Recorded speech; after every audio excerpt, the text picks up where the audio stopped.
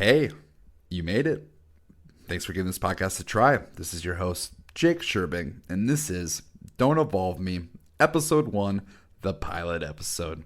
And today we have guest Justin Moser, and I'm very excited for him to be here today. And I'll tell you guys why in just a little bit. In this episode, we'll talk about what Don't Evolve Me even means, what this podcast is even about, what Moser and I have been nerding out to lately, such as House of Dragons, Game of Thrones, The Last of Us, anime, that surprised me, Pokemon Go, and then at the end, fantasy football. All right, cue the music.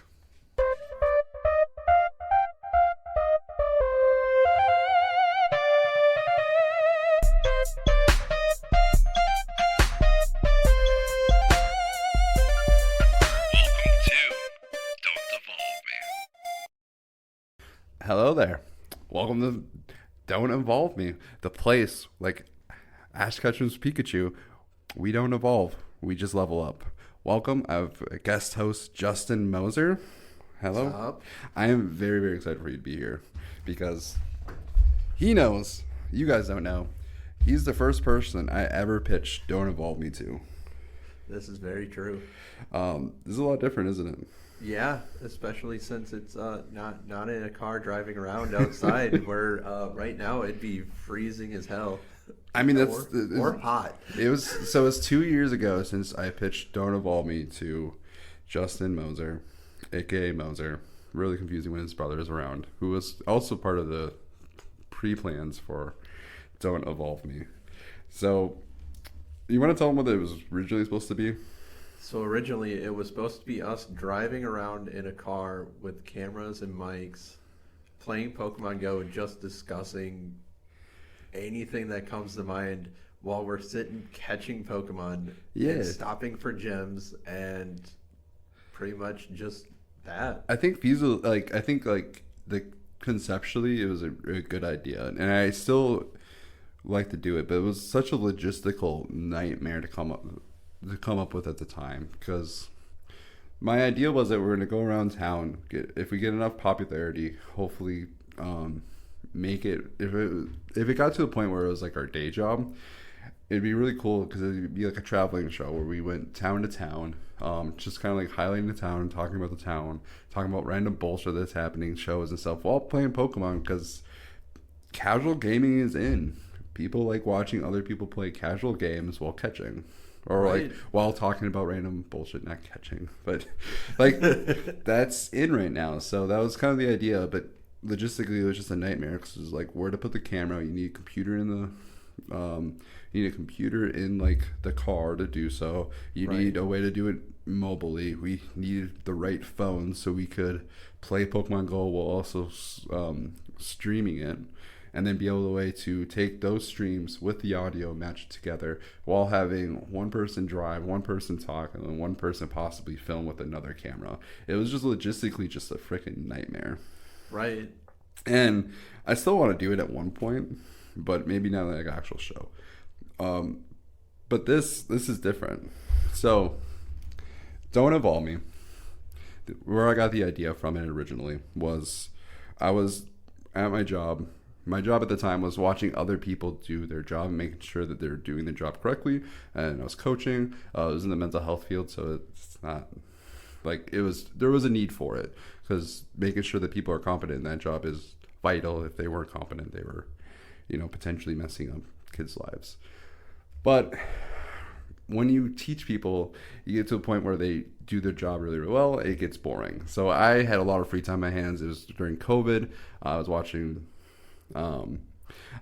people on videos, so I got really bored, and I started doing this random drawing, and it was just like me as like an adult Pokemon Go trainer as Ash Ketchum and this horrible Pikachu. I will post this drawing. I still have it. I have a video of it. I'll post it. So I had this idea, and then it just popped where I was like, oh, it'd be really cool just to stream Pokemon Go, because I was really just bored of my day job and I wanted to escape, and that was my escape. And now it turned into this.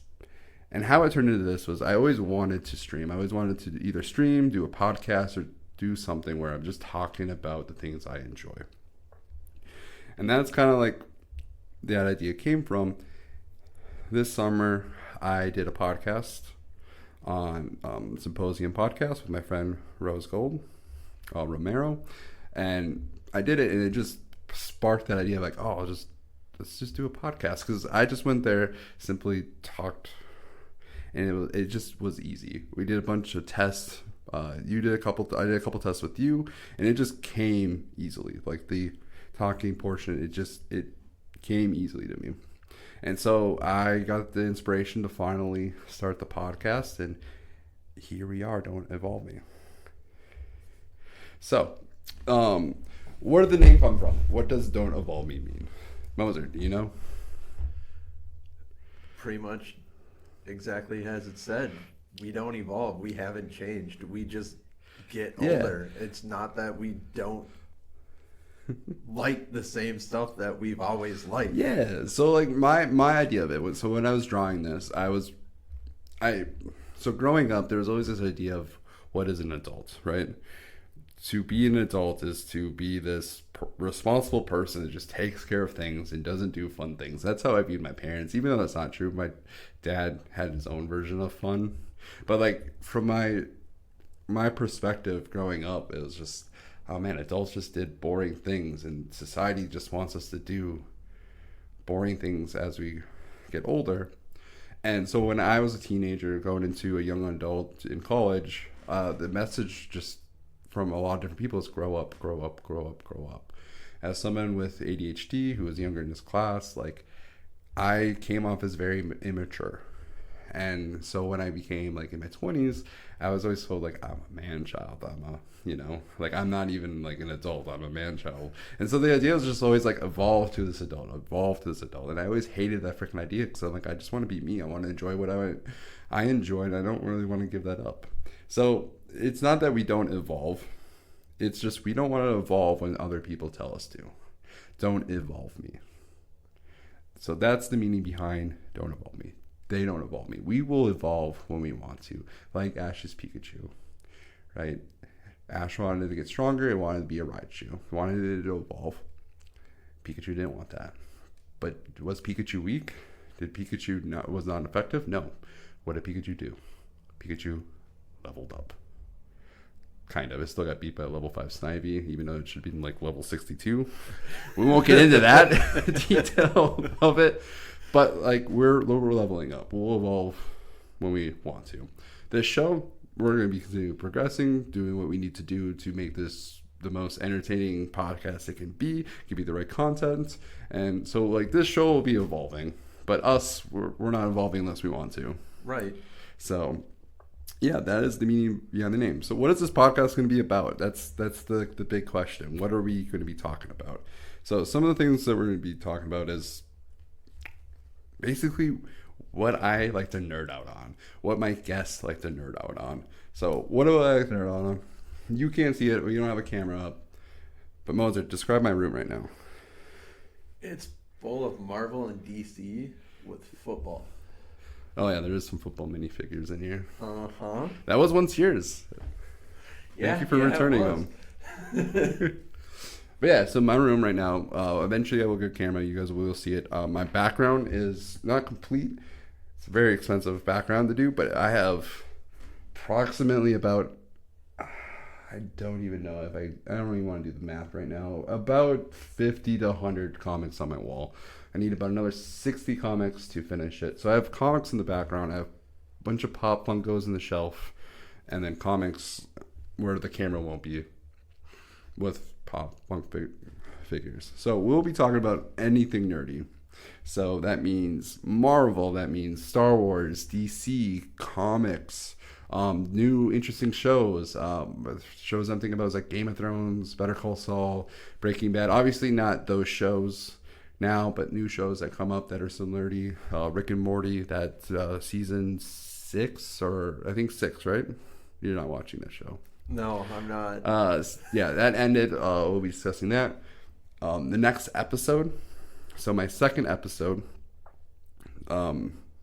is going to be, that's the one I'm very, very excited about. It's going to be called State of Review. We're going to be going over Marvel. So we're going to be reviewing all the Marvel movies using the ranking system. and I'm very, very, very excited for that. And there's a bunch of other franchises that I want to go through that are DC, Star Wars, X-Men, basically every franchise that has ever been. At some point, I want to go in and just review it, talk about the past, each movie, how each movie kind of culturally made its impact, and what's going to happen in the future, what other possible movies are going to be there. So some other rules. So there's other things that we're going to be discussing too, because I don't like being limited. I don't want to be just limited to nerdy stuff, but that's going to be mostly what this podcast is about. But with that, I also want to talk sports, because I'm also into sports. I like football, basketball. To me, it's just very interesting, but it's going to be towards the later sections, or it's going to be its own episode. So for those who are only into nerdy things and find this podcast and want to listen, you can turn off at that point, or you can keep listening too. It's up to you. I also want to be discussing life, what it's like to be a father now, because that's a new thing in my life. My baby girl just turned 4 months today. Applause. I'm a very proud dad. So we'll be discussing that. I have a bunch of like medical stuff, and at one point we'll want to discuss between Crohn's, vertigo, ADHD, which like just realized is a huge impact. You were there during my ADHD episode. I had no fucking idea what was going on. You had no fucking idea what was going on. You thought I was drunk off one beer, and I was having an ADHD episode, but I didn't realize I had ADHD at the time. Politics is also, I'm really, really, really, really liberal, but I don't like, what happens with politics is, usually what happens is, once you start talking politics at a frequent rate, our nation's so divided between left and right. As soon as you mention politics, it just splits your audience in half. And I don't want to do that on this show. I will be, at one point, having another podcast with my friend Michael Schumer. Hopefully we'll be doing this. We'll be doing a politics talking opinion podcast while discussing other things too that's similar to Don't Involve Me. But that's going to be the show where I talk more of my political opinion. But if I do talk politics, it's going to be in relation to comics, maybe sports, but mostly it's going to be nerdy stuff. So, for example, if a certain character that was formerly white that is casted as a black character, that's usually gets a lot of rise out of people. Like, we'll be discussing that type of stuff, and I will be giving my honest opinion on that. But as far as like what Donald Trump is doing or what Kanye West is doing, that's like, we might touch on it, but it's not going to be a main focus of the show. And if it is, it's going to be its own episode. So that's Don't Involve Me. That's what we'll be talking about. So let's get into it. Moser, what are you nerding out on these days? Anime. Oh God. Okay, anime. I was not prepared to talk about anime today. Sorry, that's literally what I've been into. But tell me about it. I spent my whole Christmas watching nothing but anime. Oh, I mean, good for you. I've got into a little bit of it. I'm blanking on the name. Full Metal Alchemist. That's the last anime I really got into. That show's pretty good. I was gonna say which one. There's like 3 different ones. The latest one, Brotherhood, I think. Okay. Yeah. The one that's based off the actual manga, not the one that's kind of gonna win its own path, which I hear is really, really good, but doesn't like follow the manga. So a lot of people were about it. Oh yeah. But no. Definitely. So what anime are you into? Sell the audience which shows they should get. What shows should I watch if I were to get an anime? I'm so behind on shows though. I was gonna say, dude, whatever you want. There's so many out there that like you can spend half your life watching all of the animes that are out there. Yeah. It's just what you want. It's the same as movies. There's gonna be action. There's gonna be romance. Okay. Well, what are you nerding on? What shows are you nerding on? Well, I just finished Tokyo Ghoul. Okay. Which basically is where ghouls are living in a human society. Where ghouls basically have that can heal themselves, so they can't really die unless by another ghoul. So the humans adapt to it by when they kill a ghoul, they take the ghoul's power and turn it into a weapon. Okay. Interesting. Anytime someone describes anime, I'm like, God, that's such a fucking interesting concept, and I like want to watch it, but there's so much anime out. That's why it doesn't really matter, because there's so many, and like so many are almost the exact same. Like I told my friend that I was watching one where it was like basically an RPG anime, and the first thing they say is, there's so many, what's it called? And I still cannot remember the name of this show. That's fair. Because I just clicked on it one day and got hooked. It was hilarious. All right. Are you just on that show, or are you on other shows too? Oh, I just started, what is it? I think it's literally called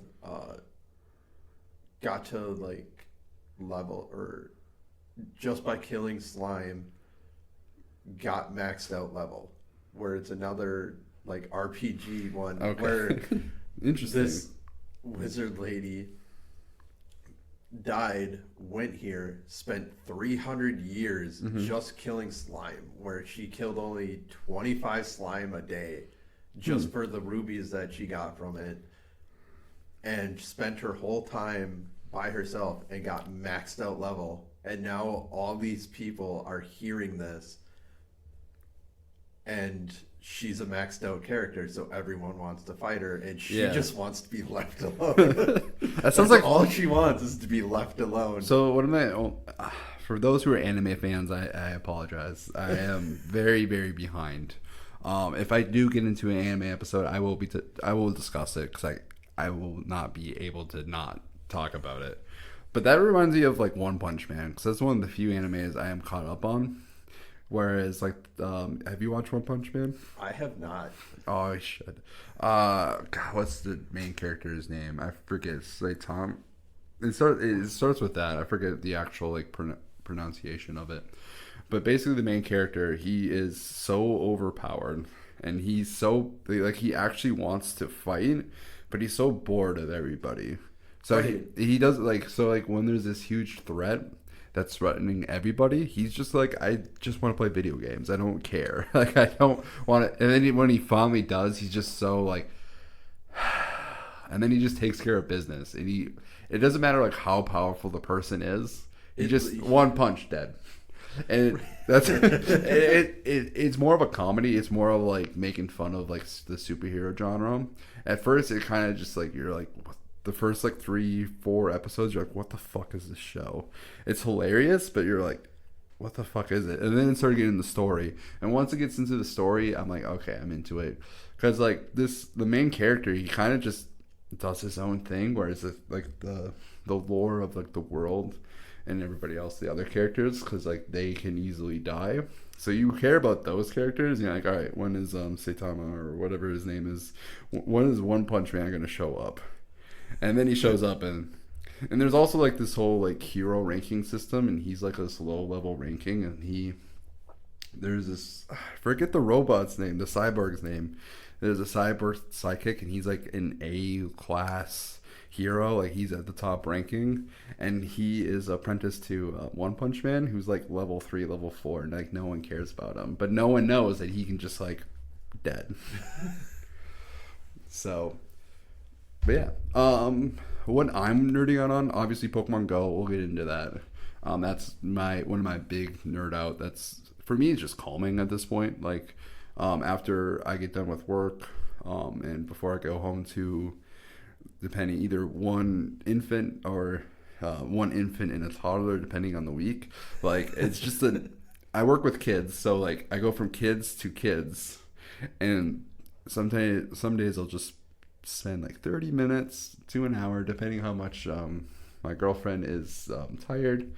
That's my time to like just zone out, play Pokemon. So that's one of the things I'm nerdy out on. But otherwise, I'm getting back into Game of Thrones. Nice. So me and my girlfriend Sapphire, we're back into watching Game of Thrones. We watched House of Dragon. Have you watched? I have not. I want to watch it, but Have you watched all of Game of Thrones? I have not finished the final season. That's the only season I have not. I have it, and I for some reason just can't get me to watch it just because of how people reacted to it. You might be better off. That might have been the better decision. Because I loved Game of Thrones, that I sat and watched all of it. Yeah. Within like a month. Well, because I didn't start watching it until like season 5, so 6 was coming out. Okay. And by the time I actually got caught up, all of season 6 was out. But I never watched season 7 because I just... Oh, you haven't watched season 7 or season 8? There's 2 seasons. Then yeah, I have seen season 7. Oh, okay. So you're... But, yeah, I haven't seen season 8. That it just... It didn't appeal to me to sit and watch every episode every single weekend. I don't do that for very many shows because I'd rather sit and spurge watch an entire season. I feel like that's very ADHD of you. It's just like I don't want to wait. I have it. that it is. It's like there are very little shows now. That it's excruciating sometimes to just sit and like wait and watch each week because and not on a cliffhanger. You're like. Or like, and it's like, what's gonna happen next? At least when you watch the entire season, you can watch, and when it ends on a cliffhanger, you can watch the next episode. But once the season's done, it's the worst feeling in the world because now I have to research: is the next season actually coming out, or did this die on this? Let's save that. I want to get to that topic because I want to discuss. That's a really good topic. What's better, releasing everything like Netflix style or week to week? And I want to touch up on that, but let's finish the thought of Game of Thrones and House of Dragons, and then let's get into that because I want to discuss that. I'm very interested in that topic because I go back and forth between which one I like because I like the streaming and I like when they just release everything because it's really nice to just binge watch all of it. But I also like the hype of each week and that build up. But anyway, let's get back to what we were talking before that Game of Thrones, and we'll finish that and we'll get into that topic. Okay. So. One, House of Dragons, I think you should watch. It's, I mean, you might want to wait until season 2 is finished to binge watch all of it, but season 1 is all out. I waited until the last episode to watch all of it. One of the reasons why we did this is we heard the whole season really, but we were told the first episode in particular had a lot of pregnancy scenes, and they came out when Sapphire was still pregnant, right, with my daughter. So she didn't want to watch any of it because she was pretty anxious about the pregnancy. Didn't want she didn't want to see any of that. So I promised to wait a little bit after Maven was born to watch House of Dragons. And once we watched it, which is really, really good, this show does something different than Game of Thrones, where Game of Thrones is kind of like that slow burn through until about season 7. It was like a slow burn, everything built up. Where House of Dragons, kind of what it does is it takes you from one point of time and it basically through like a 30-40 year period shows you what happened with the Targaryens. And it's very fucking intriguing. Because it's like Game of Thrones, because everyone's vying for power. There's a civil war that's happening. Or not, I guess, spoiler alert, it ends with a civil war on the rise. But what is happening is there's like 2 factions within the Targaryens vying for power. And it's just a very, very interesting process. If you enjoy the politics of Game of Thrones, like the first 2 seasons of Game of Thrones, like the politics of back and forth, like who gets power, right, you'll really, really enjoy House of Dragons. And I love the I love the politics in shows like this. And it made me want to make my own political Game of Thrones style game, or not game, but story.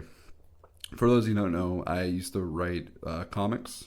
I never had anything published, but I would write my own comics.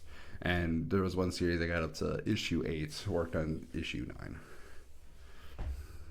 So yeah, if you like Game of Thrones, House of Dragon it's pretty good. It's up there with Game of Thrones. So that got me into binging Game of Thrones, which, like, you're right not watching season 8 because it leaves such a bad taste in your mouth. Not because of production. Production is amazing. There are some, like, shots in that. Like, the best shots are season 7, season 8. Like, the best, like, cinematography. Like, it looks fucking beautiful. The problem is the writing with Game of Thrones in season 8.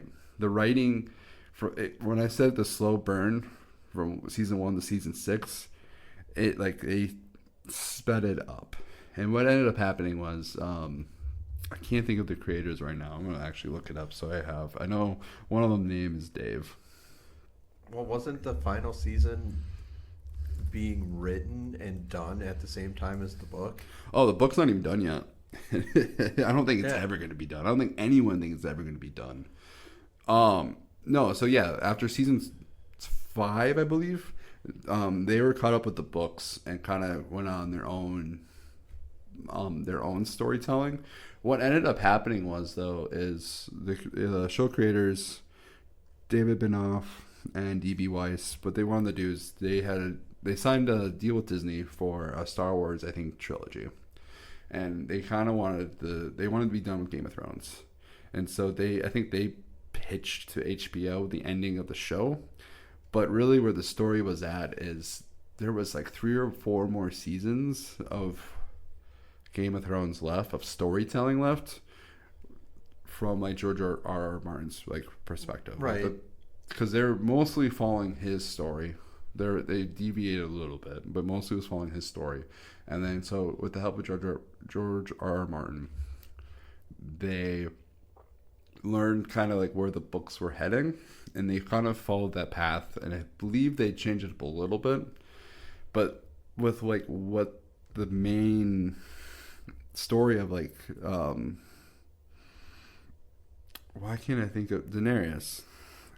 Sorry, I blink a lot of I will blink a lot of names, so I apologize for that. So yeah, so like her story just didn't make sense for what they were trying to do because it was so quick. Because season 7 was 7 episodes, right? Season 6 was 6 episodes. They're usually 10 episodes, but really they should have made it like up to season 10 at least.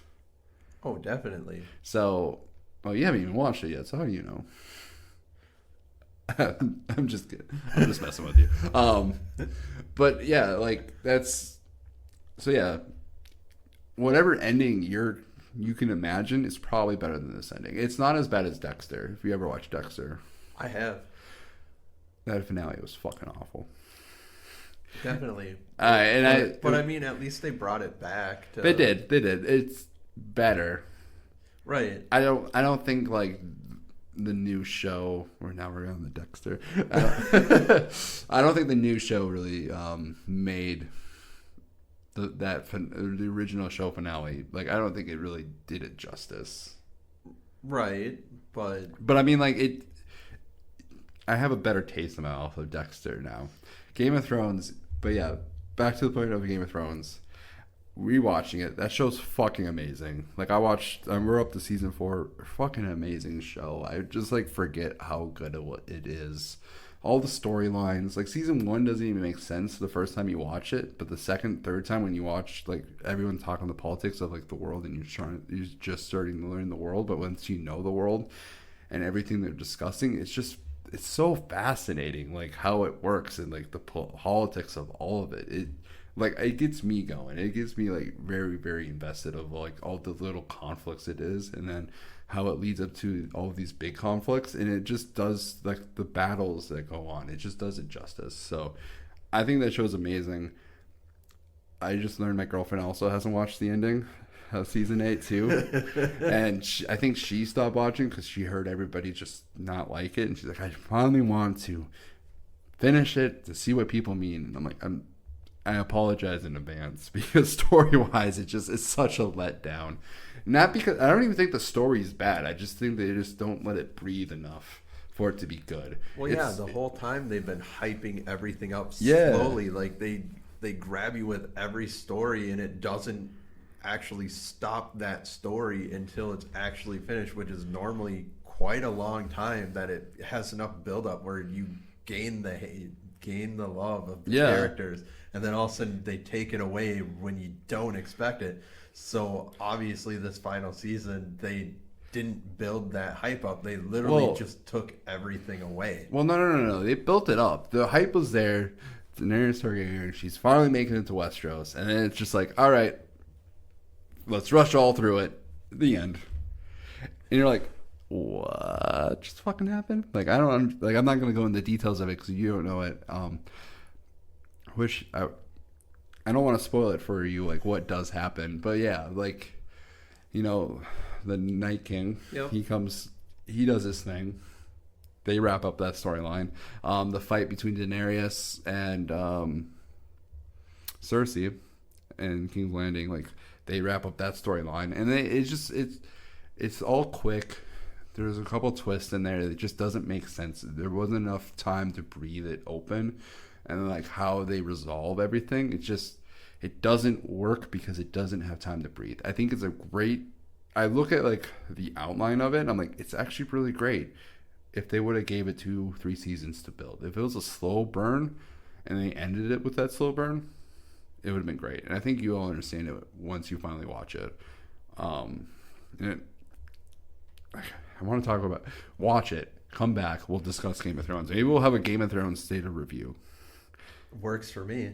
All right, finish Game of Thrones. We'll do it. All right, let's move on because I want to get to the topic of streaming or weekly. Because I'm fascinated. You brought it up, and I'm fascinated by it. I don't know which one I prefer because I honestly like the weekly version of it for shows that have hype. So Right. I'm thinking like Game of Thrones. I enjoy the hype of each episode when we're all into it. I remember when I was like when Arrow was a big deal. Season 1, season 2 of Arrow. Right. Like each week it was like, Breaking Bad with each cliffhanger. Like everybody was it seemed like everybody was talking about Breaking Bad. Once it ended, like, oh, what'd you think of that episode? It was like a talk that we had at work with me and you. I don't think Breaking Bad we had those discussions, but like it was one of those shows that like everybody was watching, and like when you have the whole culture involved with a certain TV show and it's just a topic week to week to week, I fucking love that. Well, yeah, you get everyone's point of view, and it's not, and it's the same topic, and there's stuff that you miss that someone else catches, Yeah. and then you have to be like, I gotta go back and rewatch this to see this actually happen. And like when like they finally give you like that big explosive episode that you were waiting for, like Walking Dead was one of those shows too. Oh, definitely. Even though I hate that show, just because it became a gimmick. I love the comic. You could see that I have a few Walking Dead comics. I love the comic. That show was very hit and miss, and it missed a lot with a lot of fillers. But when that fucking hit, everybody was talking about that show when it hit. Right, because I watched all the way up to season 4, and then watching season 5, I was like, this show is almost just dragging on at this point. It does. And because it's almost somewhat of same storylines they went with a little different characters, but I mean it was still good, but I was like, where are they taking this show right now? they were trying to follow the comics while doing their own thing, and I would love to have like a state review or talk more in depth about Walking Dead, because I really do love the comic The Walking Dead, but the show it became such a disappointment for me, and I have a hard time just getting back into it. Well, I mean, with the comics, didn't they kill off characters early and keep some that weren't in the comics very long? Yeah, so like what they did was Robert Kirkman, the writer, he had his one main character, Rick Grimes, right? And then his son. Those are like the two main characters that followed. And then what ended up happening was all these characters, like he would build and make fascinating characters revolve around those two main characters. And in time, those characters would get killed off. But it didn't feel like the comic itself was lapsing, or like there was a void, because when other characters get killed off, or big things happen where a lot of characters get killed off, other characters come in that are also just as fascinating. And so when you're a good writer and you know how to make good characters, like, you can have a show or you can have a comic or a story where you're killing off characters consistently but still have a story to tell. Whereas the show, they didn't kill off a lot of people and they ended up just making this huge cast and they didn't want to get rid of actors. And it just, you end up like keeping all these actors that, or all these characters that like didn't have anything to do anymore. And it became bloated, messy, and mostly filler. Right. But my big grievance of Walking Dead is I think you just have too many episodes per season. Definitely. So, but let's get back into the actual topic that we wanted to get into: streaming or releasing everything or weekly. I do like it, like Stranger Things when they release like all of their. Oh, definitely. And you're like, yes. Oh, I can binge it over the weekend. But the reason why I don't like it that much is that culturally, after that weekend, no one cares anymore. Right. It's with that, it's all a burst of hype, and then everyone knows. Where when it's just one episode at a time, the hype is still there because there's nothing else to talk about. Yeah. Because the next week is the next episode. So when each episode has its own cliffhanger, everyone talks about the individual cliffhangers of every episode. Yeah, sometimes episodes are hit or miss where all of a sudden there's really no cliffhanger. It just kind of ends in a sweet story that you kind of just are like, I mean, it's not exciting, but they had to tell that story. Cliffhangers in shows that just like, hey, we're gonna release all of it at once. Like cliffhangers don't do shit because it's like, oh no, is this character in trouble? Okay, let's click the skip intro button and watch it again. And like, oh, okay, that's what happened to the character. Whereas like the weekly shows, you're like, oh shit, is this is he dead? Is this big thing gonna happen, or are they teasing us, and you gotta worry about it for a week, or you gotta worry about it for months depending on like what the break was. Whereas like the streaming shows, you just watch it again and you're like, oh, okay, he's fine. Like cliffhangers don't work. Like I think of Breaking Bad, if that was just released, like that show wouldn't have been as good. Right. So I don't know. There is some shows though that I don't think there are some shows I think they're better for streaming. That like I think right now Star Wars: The Bad Batch, they are releasing season 2 weekly on Disney Plus. Disney Plus usually does weekly instead of all at once. Right. That's a show where I'm like, just release all of it. Right. Like that's a show that I just want to binge all of it and get to the end because like all of it's interesting. Whereas like week to week, it doesn't have enough hype for me to watch it on a week to week basis. Right. Like Netflix did with, I don't know if you watched it, but Spriggan. Never heard of it. It's where basically a lot of the almost legendary items of mythical stories basically are like world enders, and they're hidden in locations, and the Spriggan actually goes and finds them so that people can't use it. Where he's like a super soldier, but he's actually just a teenager. Yeah, and that's one that I'm guessing better for... Oh, it's definitely better for streaming. Just because each episode, there's cliffhangers, but every single episode was a different story.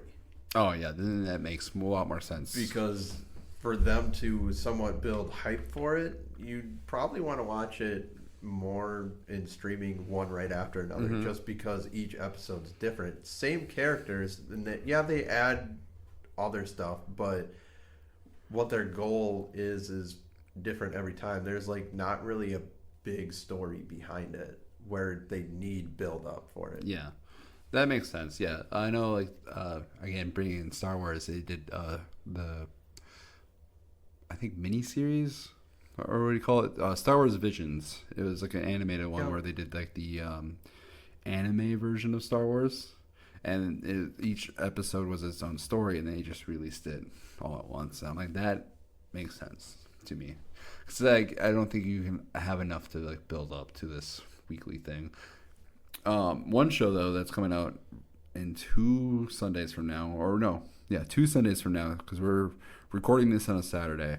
But 8 days from now, The Last of Us going to be released weekly, and I think that show's going to get some fucking hype.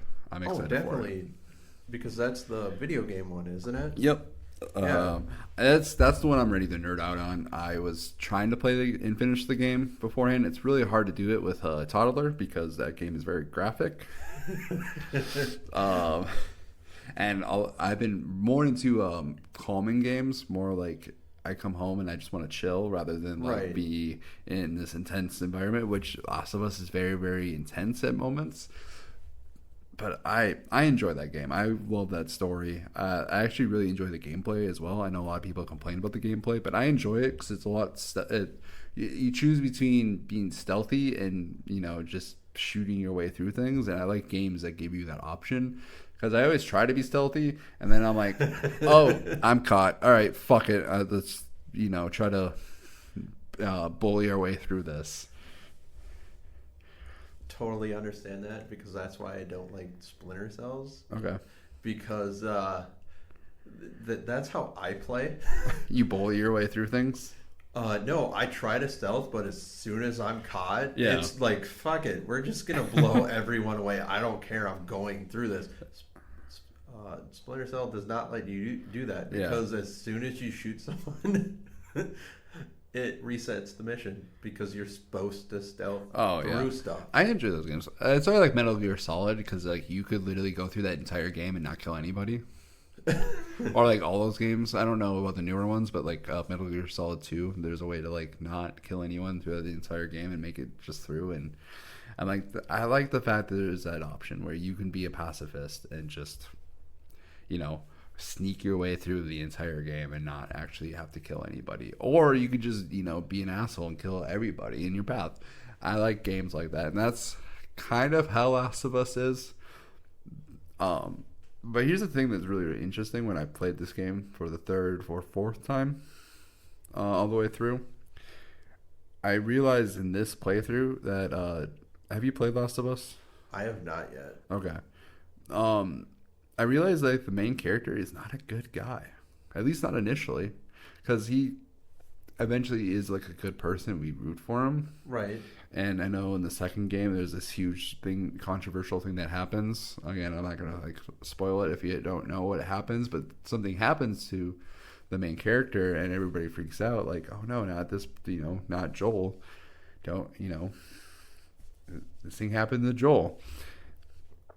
But in like the first game, I'm playing through the first like 3-4 hours of the story. I'm like, dude, Joel's a fucking asshole. This guy like massacres people. Like he's the person who, like in character, he just bully his way through. And like when I bully my way through, when I get caught sneaky, like all the other characters are like, oh, here he goes again. I'm like, dude, this guy's like brutal. And it makes like, and everything just makes sense. Like why he's brutal. Like the details, the beginning mission. Not beginning mission, but the first like chapter, shows you like when the pandemic the pandemic happens, and the infection happens, and it shows you like why he became who he became, and then it like brings him into this place of a bad person. He meets Ellie, the other main character, and through time he becomes like the softer, more gentle character, at least towards her, but then he's a brute to everybody else. But like we care about him. He's like, all right, like he becomes this fatherly figure, and you start to care about him. And it's just such great, fascinating like storytelling, and it's one of those games I want to see it. Like I wanted it to be a TV show, right? And they finally made it a TV show, and I'm excited for it because I'm like, hopefully, finally, we get a video game that translates into a TV show or a movie that's finally good. And this is the game to do it. This is the game to finally make it, because it's so cinematic already. And they are following the game. The guy who wrote the game, I know his first name's Neil Druckmann. Yeah, I'm going to look it up because I think I'm pronouncing that. I think I'm way off on that.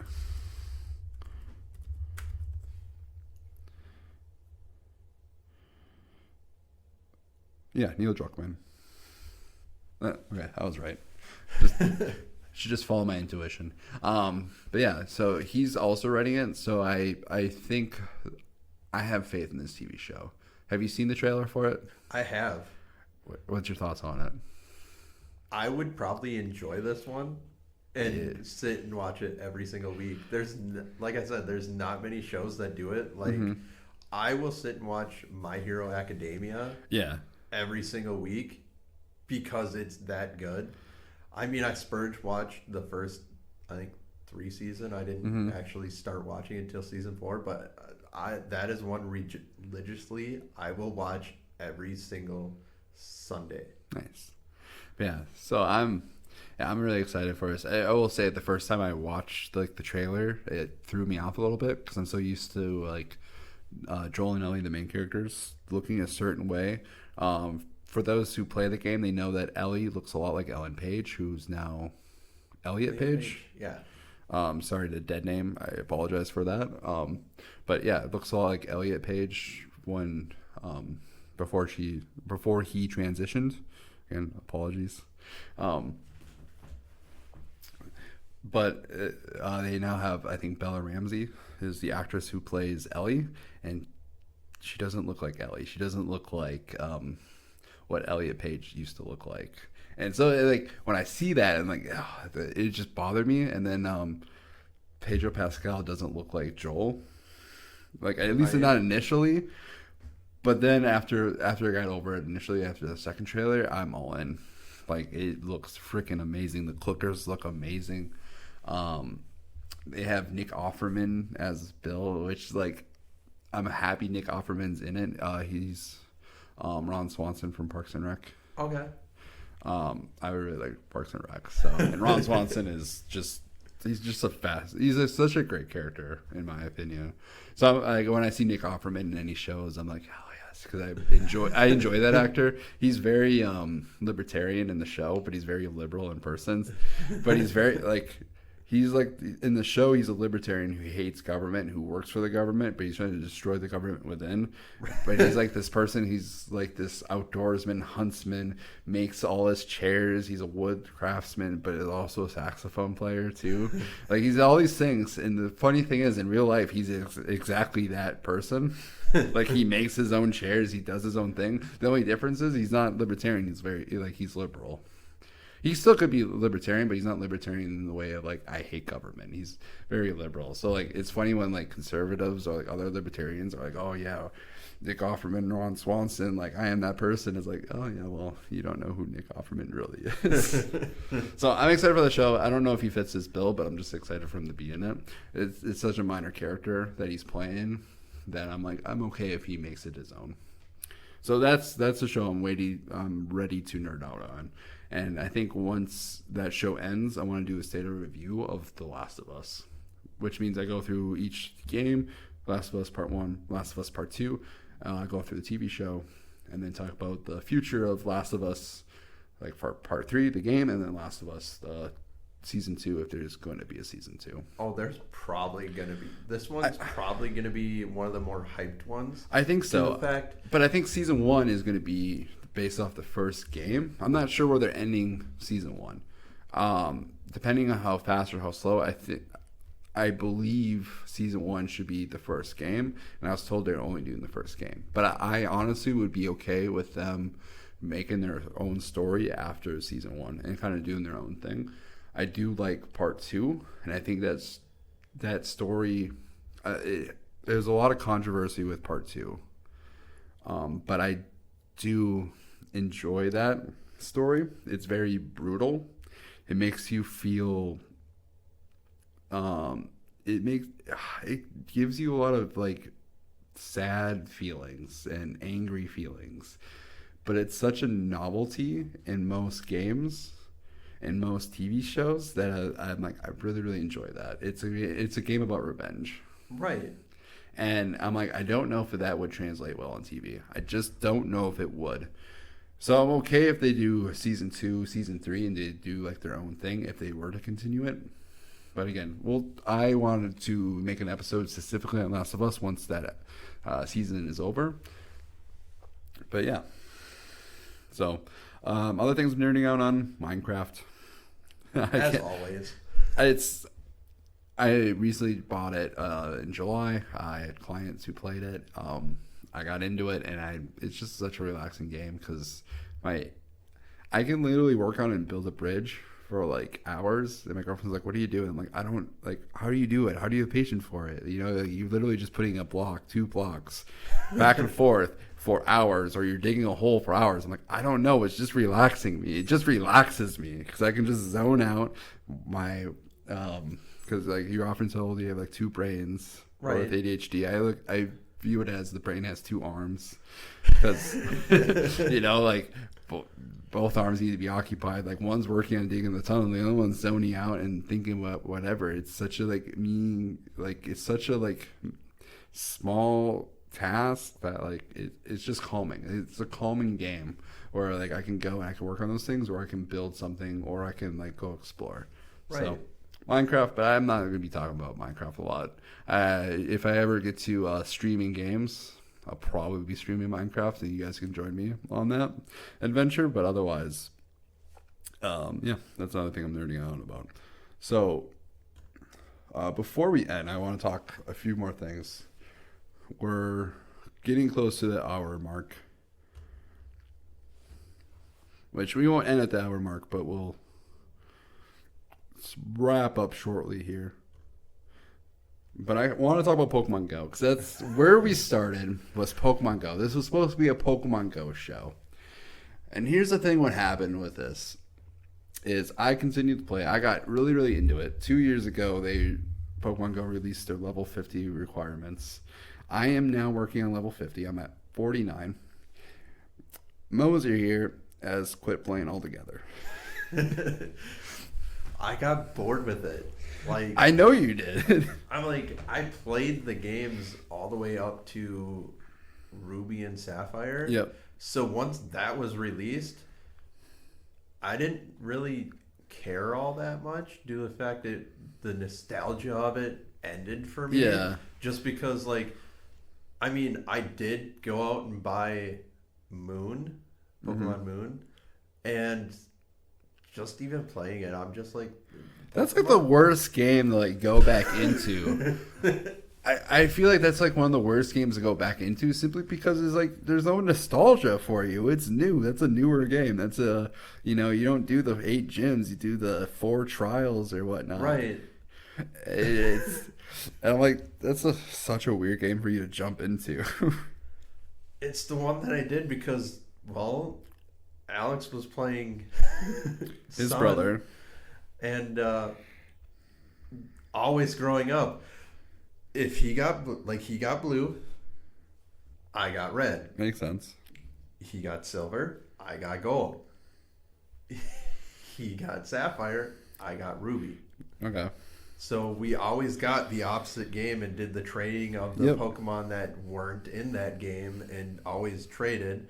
And yeah, we pretty much stopped doing that because so now that Pokemon Go is now on the Gen 8 for Pokemon. Actually, they released some Gen 8 Pokemon. They're really on Gen 7. I think they will be transitioning to Gen 8 this year. So yeah, they have all these Pokemon come out, and you're just kind of like, I don't care about most of these. Right. I'm like, the ones that I would go for are either the legendaries or like the ones that evolve into something cool. Well, then also like the main person we played with between me and you, our mutual friend Aaron, like he moved too. So that, right. And then there are other things that happened that we won't discuss at this time. Happened too. So yeah, I understand like why you didn't stop playing. I think if you played it again, I think you can get into it at least for a short time. I think you can get back into it again. Like I wouldn't be surprised if you were like, I caught you playing once, and you're like, oh yeah, I've been playing the last 2-3 days. Also, it's community day today. So it's really funny how community day has evolved because for those who don't know, community day is where they pick one specific Pokemon for 3 hours. And they will boost the shiny rates. What a shiny is it's a different version of the main. So it's a different color. Sometimes it's like vastly different, where it's like Instead of like a brownish color, it'll be like a bright pink or a bright green. Sometimes you barely even notice. Today they have chessmen. Usually it's like a green beige color, but now it's like a brown beige color. Not really that exciting or shiny, but it was a day like shinies weren't that often or that common. So like what would happen is me, Moser, his brother, and a couple other individuals, we'd all go into this tiny ass car and we'd drive around just looking for shinies. And so like it was a fun community thing where like we would just hang out as friends. Yeah, we'd hang out. It would be competitive. And there's a certain someone that would all of a sudden magically be dead in the water with no shinies, and then magically he had the most shinies because it'd be like, ooh, shiny, ooh, shiny. He would get the most shinies, and then he would get like other shinies that weren't even like boosted that day, and we're like, fuck you. Like, I'm sitting here with one ass shiny, and you have fucking 6. But it's so different these days because like I don't go with other people, I just go as myself, and I can get 20. Like they boosted it so much where I can get 20 shinies within like a day if I really tried. I don't really. I kind of now just like I'll get like my few shinies. I'll do the research that comes with it that you have to pay for, unfortunately. And I question every time, is it worth it? I don't really know. But I'll do it. And then after that, I'm like, I'm kind of bored. So, but the game, I think, has a lot more day-to-day value to it. Yeah. Shinies are a little bit more common. Raids are remote, so you can do raids from like all over the globe now. This game has just like evolved to a point where like I enjoy playing it day to day, but there's times where I'm like, I just don't really play that much. I think once I hit level 50, I probably will drop off a little bit, especially if this podcast takes off. But I don't know. I would be excited if you were to play, at least even for a short time, if you were playing again. I guess we will see. We will see. All right. Last thing I want to talk about before we end the show. Most people probably don't care about this. I want to discuss about our fantasy football league. So our fantasy football league is ending today, officially on a Saturday. The last week it was supposed to end last Monday, but somebody got hurt. Damar Hamlin, which he is now making a recovery. Which happy for him, happy for his family. Like that's great news. But his injury like made everything so fucking hectic. Which like is a smaller thing. Right. But for us dealing with the smaller things, it's so hectic. Fantasy managers, we don't know what to fucking do. So what ended up happening, for those who don't care about fantasy football, the last week was the championship week for most leagues. It was to determine who wins the league.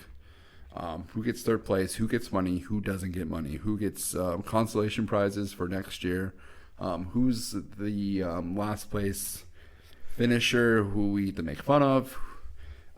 Everything's decided the last week, and most of the game, pretty much all the games are finished up. They have a Monday night game between the Bills and the Bengals, and what ended up happening is on a routine tackle, this player, Damar Hamlin, tackled T. Higgins and ended up having a cardiac arrest on the field. He got up and just collapsed. And between the NFL and the teams, they decided to suspend the game, at least at the time, and now it's officially canceled.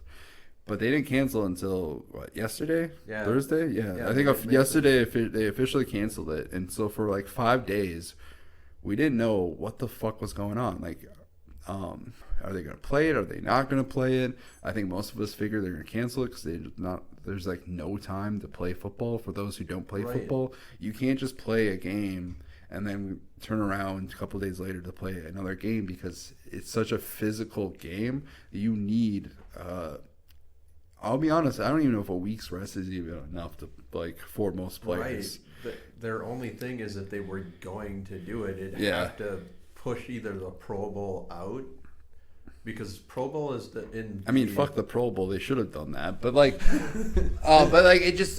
was just a logistical nightmare. They didn't know they were doing it, and so what ended up happening for fantasy football, at least for our league, I'm very, very grateful for our league that the championship was already decided. Right. the only player that one of the players, like the person was down 50 points. He only has kicker left. His kicker's not getting 50 points, and also the other team had Stephon Diggs, receiver. So like the kicker not only had to outscore Stephon Diggs, which is unlikely, he had to outscore Stephon Diggs by 60 points. So that game's decided. So like, for me, I'm happy. But for another league I was in, a person was down 50 points with 3 players left. One of them being a quarterback, one of them being T. Higgins was one of them, and I think like a defense or a kicker. Which 50 points between all three, unlikely, but very, very probable, if that makes sense. Like it was like maybe a 40% chance of her getting it. And so in that league, what do? Do you play next week? Most teams bench their players. Most teams bench the players. You're not prepared for it. It's a whole different week, different matchups. Like a lot of teams, like me specifically, especially when you get really into it, like we trade, cut, get players made for those 3 weeks in the playoffs. So when you add another week in the playoffs, a different matchup, you're not prepared for it. Plus, half your team might be benched anyway because they're not playing, because they're not either one playing for anything, or because they can't go further in the playoffs and they're position that, or they're hurt or they're resting. It makes no sense. So it was just a logistical nightmare. Like, what the fuck do you do? How do you end it? Do you just end it as everyone's injured? That's not fair for the team that had players because they were unaware of this possibility. Do you play out week 18 with all like the fucking logistical nightmare that is? Do you figure out, like, do you do projections or do you do like their averages? I think I ended up just doing in our league, we're just doing averages or projections, one of the two. I haven't decided which one yet. I think originally I was going to do projections, then from my phone I can't see projections, but then I just realized I could. So I was going to do averages, but now I'm just going to do projections. Is it fair? I don't know, but I don't have a fair option. And I don't. It kind of, for the games that had those players, that, I mean, I'd understand if, like, it was towards the end of the game where you could actually see how many points they had. Like, you could go off of that a little bit more.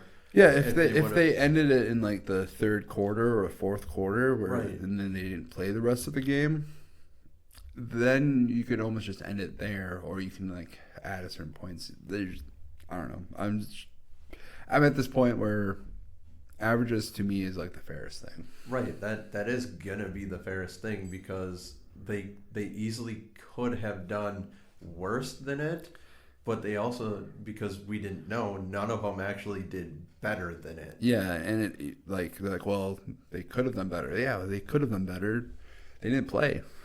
You know, so like people will complain. There's not a great solution. Of all the leagues that I'm in, and all the solutions that like the league managers came up with, there is not one where I felt like, oh yeah, that one made perfect sense. None of them made perfect sense. This whole scenario is just a logistical nightmare. But anyway, somebody got third place. So congratulations on that. Not only making playoffs, you got third place. And round of applause, everybody. At the beginning of the season, I instantly went, yeah, I'm just going to be trashed this year. I'm not going to do a damn thing. I'm pretty sure in the very beginning, I was like, you know. You kept saying you were going to be horrible. I'm like, no, you're not. Shut the fuck up. It's just like somebody in our league who's like, I'm rebuilding. Like, fuck you. You're not rebuilding. You're going to trade your way into contention. You're going to be in the championship probably, and you're going to be competing this year. So fuck your rebuilding. You're competing this year. Besides the fact that you can't rebuild when you haven't built yet. Right. Or you when you traded. Okay, first I want to talk about this trade embargo. So this man, it's hilarious how this like all worked out, because for 2 years I was the one who traded with the most people in our league. Like, right. And I have it seems like every league I get into where I'm trading with a lot of people, I get this reputation of somebody who, how would you phrase it?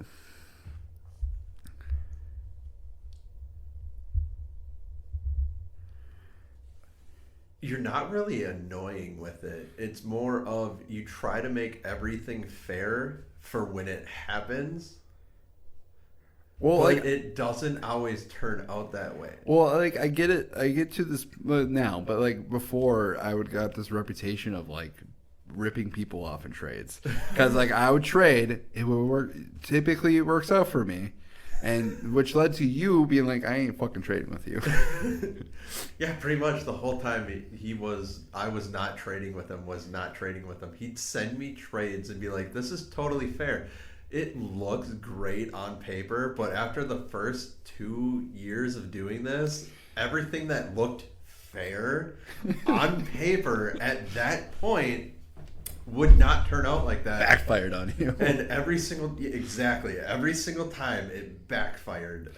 This year I was like, you were burned. I'm not trading a single player to you. You were burned out. You were burned like the first trade, and that trade, it was funny because like you traded me Keenan Allen for Marquise Brown, Hollywood Brown, and I sent you Marquise Brown and Tim Patrick for Keenan Allen, who was having, I think, a really rough week, and David Montgomery, who also wasn't doing great.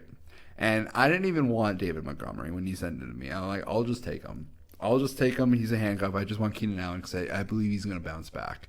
And Marquise Brown was cheap, and Tim Patrick was, at the time, doing really, really well. Right. But he wasn't a keeper at the time. Right. And so I traded him. And I knew, I had a feeling that Keenan Allen was going to bust, or not bust. He was going to boom back and become his typical self. David Montgomery, I didn't really have much belief. I'm like, but there's a chance that he does well. And what happened, Moser? Keenan Allen, wasn't he a top 10 receiver? Yep. And then David Montgomery, the player that he was absolutely not wanting at all. Even in the trades, he was like, I don't want him. And then finally he just accepted him.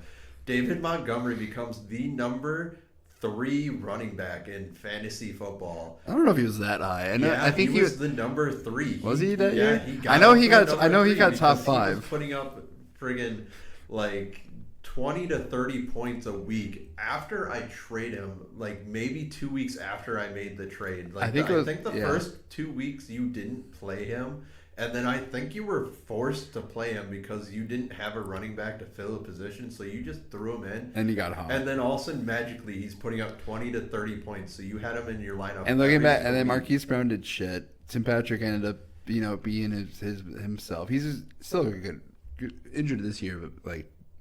He's a boomer bust player. He averaged like what 9-10 points, something like that. Marquise Brown was kind of boomer bust too.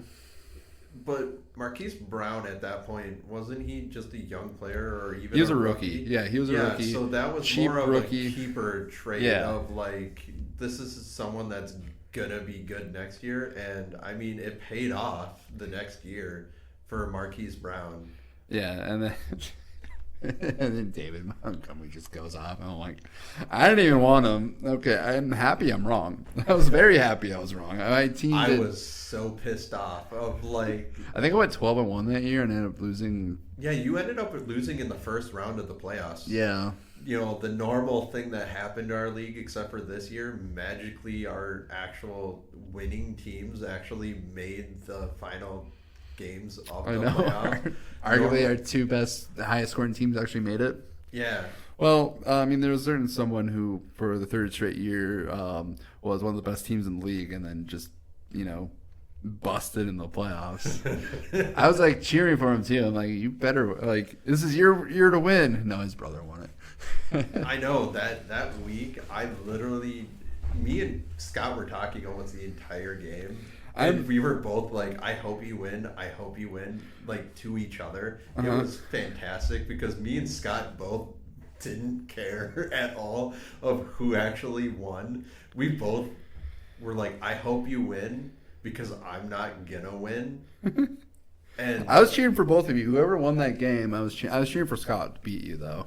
initially. I was cheering for Scott to win too because I'm like I want to keep this tradition going of like the team that's not supposed to be there is the one that has won it every single year. So the thing about our league is the first year, our champion was 6-7 when it was 13-week regular season. He was 6-7, got hot at the right time, and ended up winning the championship. The next year, so I ended up winning it, but my team in the regular season, I barely made the playoffs. I had a pretty good roster because I was 12-1, and the next year I kept most of my players because it's a dynasty league, but didn't do so hot. Like my points for was really, really good. My points against was like the highest by like 50 plus points of everybody else. So I was very unlucky the regular season. But here's what happened in the postseason. I got hot, and everybody fucking sucked against me. Like, nobody did well against me. For like, the points against the playoffs was like minus maybe 40 points of what I usually would expect. Everyone busted. It was very much opposite. And I ended up winning it with a 7-7 record, which I was very grateful for. I'm like, I don't feel like I earned it this year, but then again, I probably should have. Like, I do feel like I should have earned it last year. So I'm like, okay, cool. And then this year, we extended our league from 10 to 12 teams. We extended it, and then we kept our playoff pool at 6, which means the likelihood of a team with a losing record or an even record was unlikely. Right. And then one of our people went from, he was like, I think he was 4-7 at one point, had no chance of making it, ended up getting hot at the end.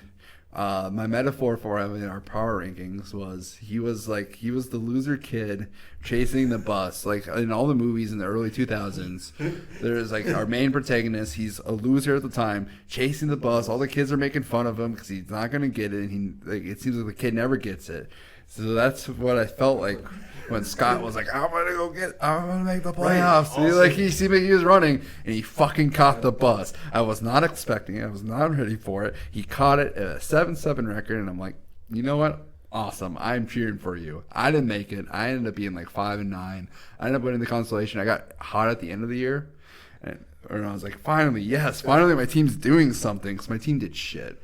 But I also, again, this year, my points against was 100 points higher than everybody else. I think like 2 weeks before the end of the season, I did the averages, and our champion this year, who won most points he was averaging 139 points. In our league, we have 3 receivers and a flex, no super flex. So I think average was around like 120, 130 typically. Like if you get like 120, that's like an average week. If you go below, it's bad. If you go above like 130, you're at a good week. If you're at 140, 150, yeah, that's great. The highest average was 139. You know how much points was scored against me on a weekly basis? How? 144 points. So I essentially went against our champion every week plus 5 points. So essentially like a home field advantage is typically 5 points. Right. So I basically went against him plus 5 points every week and ended up with a 5-9. My points for it was trash. So like I didn't deserve to make playoffs, but I had no help. But I will say this though. The team that won our Sacco, they were also 5-9. They should have never been 5-9 because their points for is like I think either last or second to last. But their points against was equal to that. So they ended up being 5-9. I'm like, so what you're saying is that they sucked, but every team had their bad weeks against them. Yeah, they ended up being 5-9. Yeah, they ended up being 5-9. I'm 5-9 too. My points for is a lot better than theirs. Actually, it's not that much better. I think I'm like either 9th or 10th out of the 12 teams. So, like, I didn't do well. But I also once, I think I was at 1.15, 2-5, and I traded everyone to Mosey here. When there's, during a trade embargo, I ended up finally convincing me to trade with him because I had been winning the division at this point, but I literally was like, I'm going to tank. I don't want to. I want to win with the team that I have. Mm-hmm. and then got convinced of, hey, you can still make playoffs, and be like, I had to convince you could make the playoffs.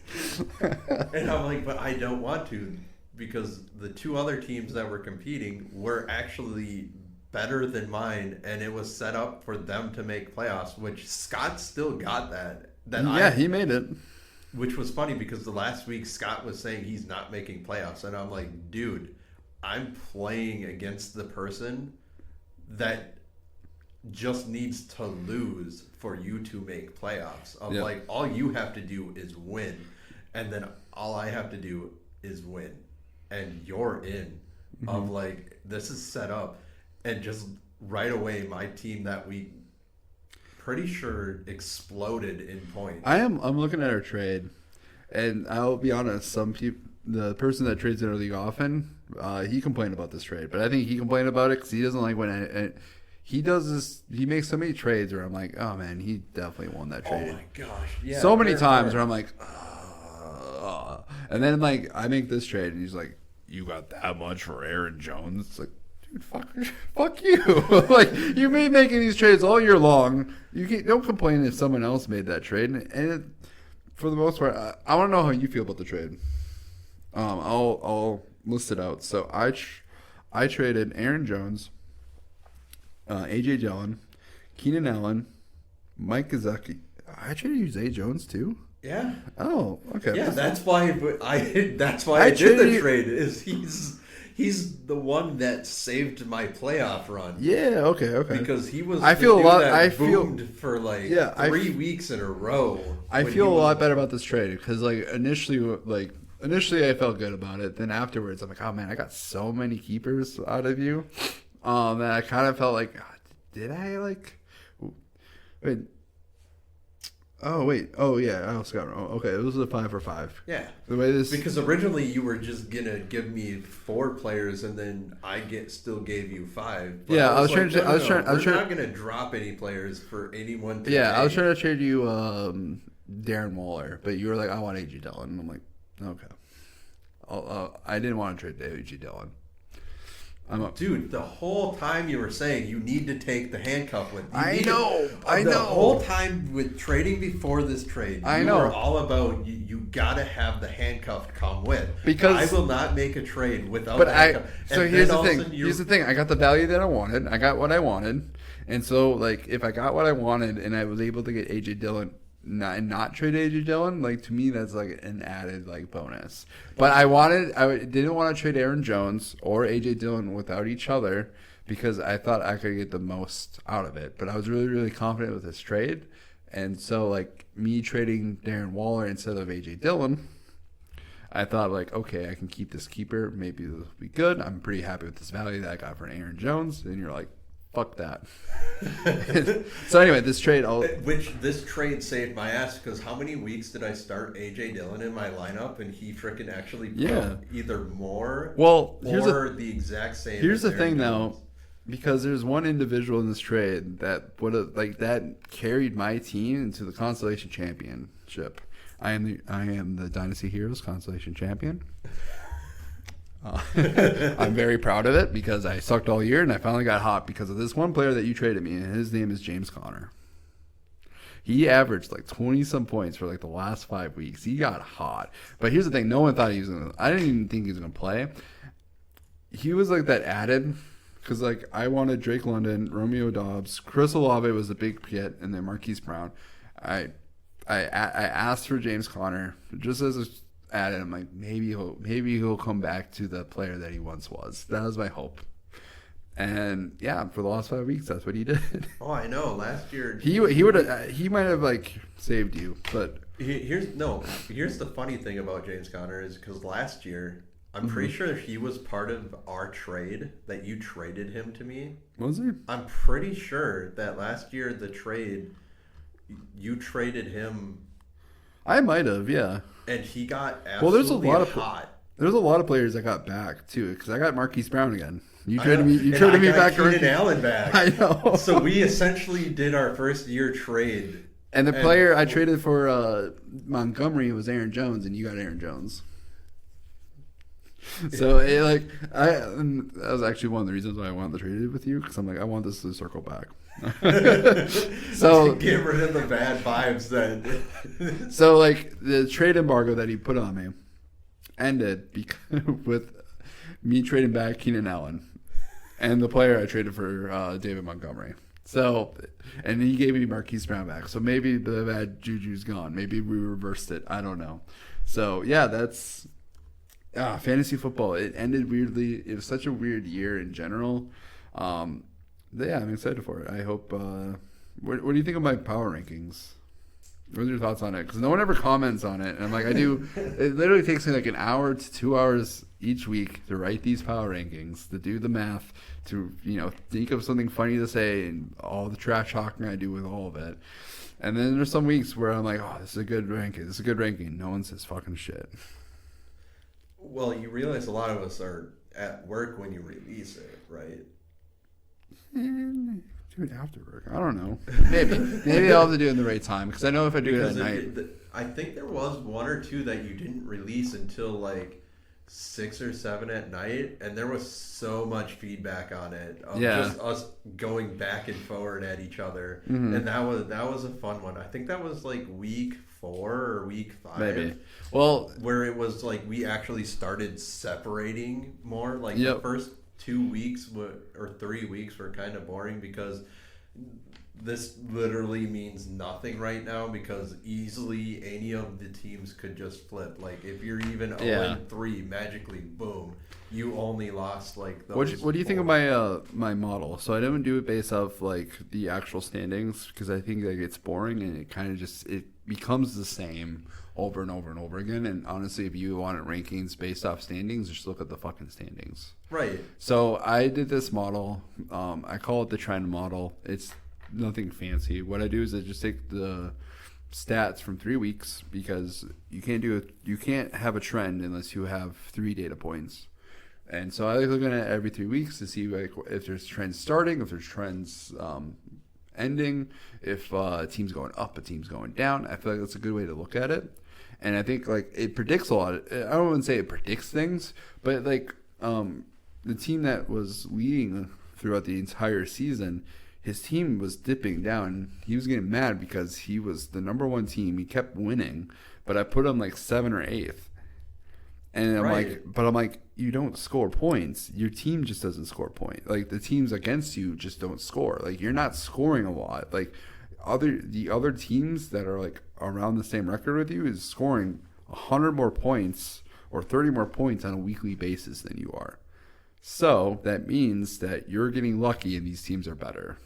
Right. Which is like what the trend model shows. And also it like switches everything. It like, okay, what team's hot, what team's not hot, what teams are on a roll. It presents a chance where like a team who maybe they start out 0-4 and they're getting hot in the middle of the season, they're on a 3-game winning streak, like they have a chance to be number 1 in the rankings, and they get a chance to be highlighted. So it gives me more opportunity for me to talk about other teams rather than the one team that's like skating by. Not just skating by, but they're like maybe they deserve to be the number 1 team throughout the year. Because last year was a lot like that too, and even with the trend model, they were the number 1 team, but they were the actual number 1 team. But once they lost a couple of games, oh hey, look, they're 2nd, 3rd. I can talk about these other teams being number 1 because like they deserved it over the last 3 weeks. So it made it more interesting. Right. I know that it was actually kind of exciting for each week of what you would actually. I mean, unless you had a bad week and you're just like, oh, I hope I don't drop down to 12th. I never did. I think the lowest I was ranked was like 8th this year. I think that's the lowest I went. Yeah, I don't remember ever ranking you really, really low. I think, no, there was like one time maybe you were like 10. I ranked myself last a couple times. Yep. I think the one time I ranked myself last, I like compared myself to like, I compared myself one to the LA Rams, and I compared myself to a high school like football star that is now like a loser in their 40s. Like that's what I compared myself, because I was champion last year, and then this year I was just trash. And I wouldn't even say like I was trash. Like my team just didn't perform. Like DeAndre Swift got hurt. Other players got hurt. And then I was going against, the best player plus 5 points on average each week. So between all of that, yeah, I suck. In the 3 leagues, I went 0-3 for playoffs. But here's the thing. Here's the funny thing. One, the 16-team dynasty league that I was in, I inherited. So I knew that was going to be a rebuilding year. My receivers were Cup, and then Sutton and Judy. And I'm like, okay, cool. If Cup can even just stay healthy throughout the year and even be even just 80% of what last year was, good. If the Broncos actually, did what everybody hyped them to do, I'm good. That didn't happen. No. Cup got hurt. I traded him before he got hurt, which is good. And then Sutton, Judy, they were fine. It was just that offense was just inept. That offense. Once they started losing the running backs, that offense just became the worst offense. Yeah, and in that league, I didn't have. I think my running backs were Kenneth Walker, who wasn't good until middle of the season. Right. I ended up trading for Tony Pollard. Luckily, somebody offered me Dallas Goedert and Tony Pollard for Kirk Cousins and Michael Thomas. And at the time, I got people ridiculing me why would you do that? Oh, that's such a bad trade. And I'm like, Kirk Cousins was fine. Quarterbacks are in the 16-team league are hard to find. Right. And Michael Thomas got hurt because I'm like, dude, the guy has been hurt the last 2 years. He had a hamstring injury. Right. And I'm like, I don't trust him. I don't trust his hamstring injury. I'm trading him. I traded him immediately, and they're like, oh, Tony Pollard's not that great. Guess who's the top 5 running back? Tony Pollard. Right. So I ended up getting him, but I ended up not making the playoffs. That one's understandable. My other league, I think I bragged to you about it. Oh, yes. Because I took some greens beforehand, so I was vibing through it. The whole draft. I literally wrote out a plan of this is who I want to draft. I'm going to draft these players. I'm going to draft this. I wrote a whole plan, executed that whole plan, and I was like, man, this is the first draft where I from start to finish felt good about every single thing. Started that year 0-4. 0-4. Guess what my points against was? Number fucking 1 in both leagues. Number 1 by a good margin compared to everybody else. So in both leagues, I have most points against. I'm going against the best team plus how many points in both leagues with rosters I was very happy with and just didn't make the playoffs. I was funny thing is I'm consolation champion for both leagues. So cool. I'm the winner of the losers, but couldn't make the playoffs just because of bad luck. And it just didn't work out. But I often feel like I was a bad player through that whole thing. I'm like, do I suck at fantasy? But then I kept having people who win the person who trades a lot in our league. I don't want to mention names without their consent.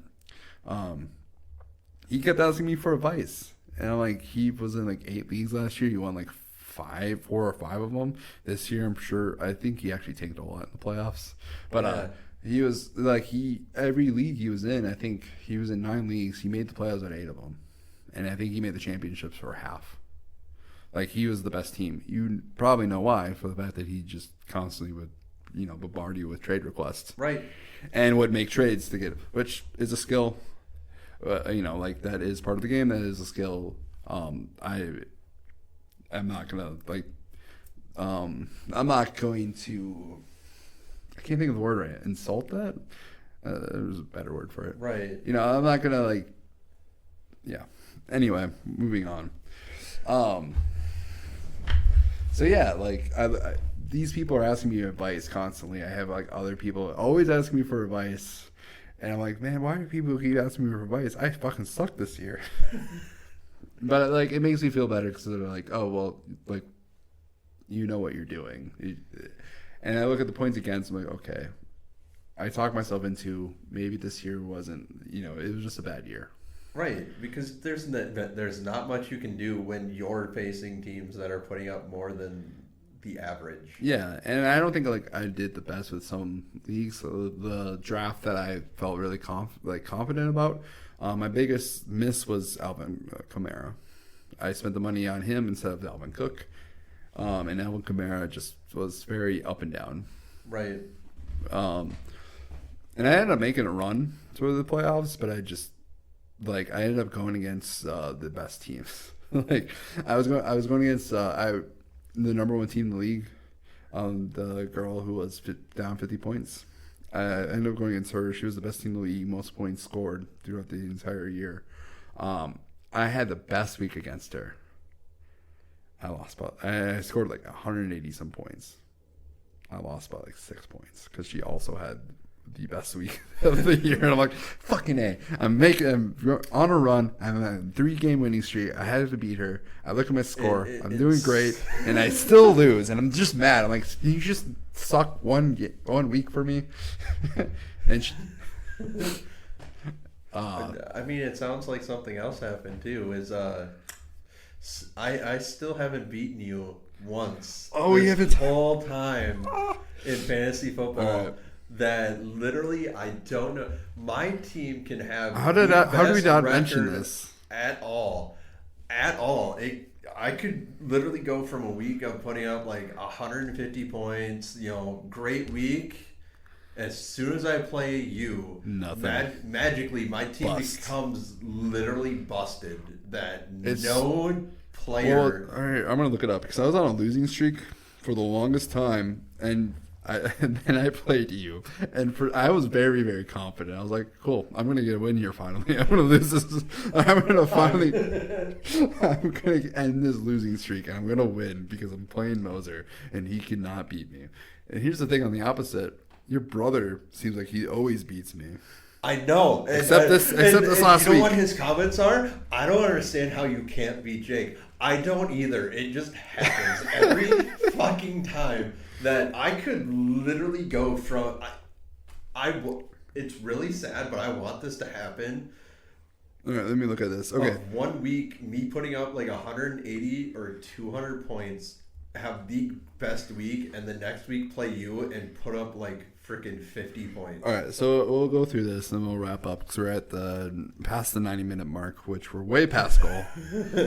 Way past goal, which is good. Good first solid episode. Maybe these podcasts will be 90 to 2 hours. The next one's gonna be fucking 3 hours. Oh, definitely. The Marvel. I'm splitting into 2 parts, by the way, but that one's gonna be long. But let's look at this schedule because I think it's really fascinating. So what ended up happening is I ended up starting 2-0 in this league. Beat Scott, and then played against you week 2. Beat you by 4 points. You had a 142-point game. Very good game. I beat you. and what did you do to guarantee you had that? Because what Monday did you night have left and you were scared to play that? I had the Vikings defense. No, wait, not Vikings defense. I had somebody's defense Monday Night Football. And I'm up 4. Wait, no, I'm up 0.4. Oh, I'm up 0.4. Okay, I looked this wrong. I thought I won by 4 points. I'm up 0.4 points. And in no way, shape, or form, I am playing my team at 0.4 because there's so many times where teams this year got negative defensive points. I'm like, I am not playing. I'm taking a 0. I'm goose egging this. I'm benching my defense, and you're trying to talk me into it, and I'm like, no. But they ended up scoring 6 points, so it didn't matter anyway. But I'm like, I'm not taking that risk. I know. I never once said it was a dumb idea. I watched what I said to you because I'm like, this isn't dumb, but it's Jake. I'm going to egg him on to try and get him to play this because if they do go negative, I win. You're trying to get me to do pride over logic. And I said, fuck you. I am not doing pride over logic. I don't care. You can, call it my manhood. I am not doing it. I'm taking the win. I am making this a 5-0. So what was crazy? What happened after that though was I'm looking at the averages: 120, which is below average; 140, 140, 138, 180, 120, 160, 130, 155, 160, 170, 113, 132. Okay, the last few weeks Again, it happened again where the last, the playoffs, everyone sucked against me. So, This is what I'm having. Won the first 2 games. Went on a 5-game losing streak. I beat... Which I was actually mad because I'm like, of course, it's going to happen after you play me. Yep, 5-game losing streak. Lost to your brother, of course, because it seems like I always lose to your brother. If I beat you, I lose to your brother. Hopefully next year that switches because that would be freaking great. Yeah, I mean, part of me hopes you can win.